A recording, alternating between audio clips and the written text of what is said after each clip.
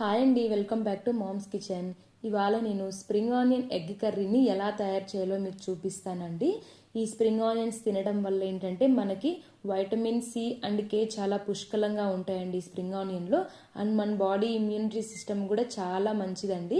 ఇదైతే మనం జస్ట్ 10 మినిట్స్లో ఈ రెసిపీని అయితే తయారు చేసుకోవచ్చండి. చాలా బాగుంటుందండి మనకి రైస్లోకి తినడానికి ఇది. అండ్ ఇంకా మన ఛానల్ ఎవరైనా సబ్స్క్రైబ్ చేసుకొని వాళ్ళు ఉంటే సబ్స్క్రైబ్ చేసుకోండి. కింద కమెంట్ చేయండి మీకు ఇంకా నెక్స్ట్ ఎలాంటి కర్రీస్ ఇంకా ఏం రెసిపీస్ కావాలి అనేది.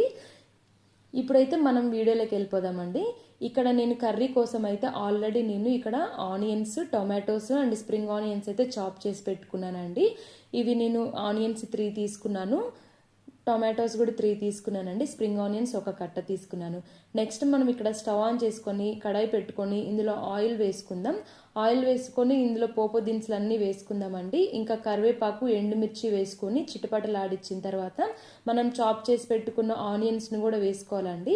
ఆనియన్స్ని వేసుకొని వాటిని ఒకసారి ఇలా కలపండి చిన్నగా.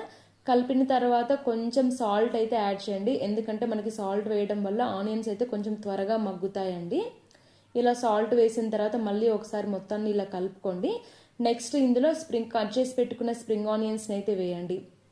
ఇలా స్ప్రింగ్ ఆనియన్స్ కూడా వేసిన తర్వాత మళ్ళీ ఆనియన్స్ని రెండింటిని ఒకసారి కలుపుకోండి మంచిగా మొత్తం కలిసే వరకు. ఇలా కలుపుకోండి. ఇలా కలిపిన తర్వాత నెక్స్ట్ ఒక 2 మినిట్స్ అట్లా సిమ్లో పెట్టేసి వదిలేసేయండి. నెక్స్ట్ మనం చాప్ చేసుకున్న టొమాటోస్ని వేసుకోండి. ఇలా టొమాటోస్ వేసుకున్న తర్వాత మొత్తం అన్నీ ఇట్లా కలిసేలాగా కొంతసేపు ఇట్లా కలపండి. ఇలా కలిపిన తర్వాత దీంట్లో ఇప్పుడు నేను కొంచెం సాల్ట్ ఇంకా కొంచెం పసుపునైతే యాడ్ చేస్తున్నానండి. యాడ్ చేసిన తర్వాత మళ్ళీ ఒకసారి మొత్తాన్ని కలిపి ఒక 2 మినిట్స్ అట్లా వదిలేసేయండి. మనకి ఉప్పు వేయటం వల్ల ఏంటంటే కొంచెం టమాటోస్ కూడా మనకి బాగా మగ్గుతాయండి.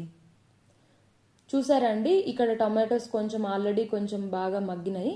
నెక్స్ట్ వచ్చేసి కొంచెం కారం అయితే వేసుకుంటున్నాను నేను ఇక్కడ. ఈ కారం వేసుకున్న తర్వాత మొత్తం ఇట్లా కలిపిన తర్వాత ఒక 1 మినిట్ ఆగిన తర్వాత ఇందులో అయితే కొంచెం నేనైతే వాటర్ని అయితే యాడ్ చేస్తున్నాను. ఇట్లా కొంచెం వాటర్ యాడ్ చేసుకున్న తర్వాత ఒక 5 మినిట్స్ పాటు ఇట్లా వాటర్ని అయితే ఉడకనివ్వండి. నెక్స్ట్ ఇక్కడ నేనైతే బాయిల్డ్ ఎగ్స్ని అయితే రెడీగా పెట్టుకున్నానండి. వీటికి ఇట్లా చిన్న చిన్న ఘాట్లు పెట్టుకుని బాయిల్డ్ ఎగ్స్ని అయితే వేసాను. ఇందులో నేనైతే ఒట్టి కారమే వేసినానండి. ఆ కారంలో ఏంటంటే నేను ఆల్రెడీ ధనియాలు, జీలకర్ర, ఆవాలు, మెంతులు, వెల్లుల్లి అన్నీ కలిపిన కారం అండి.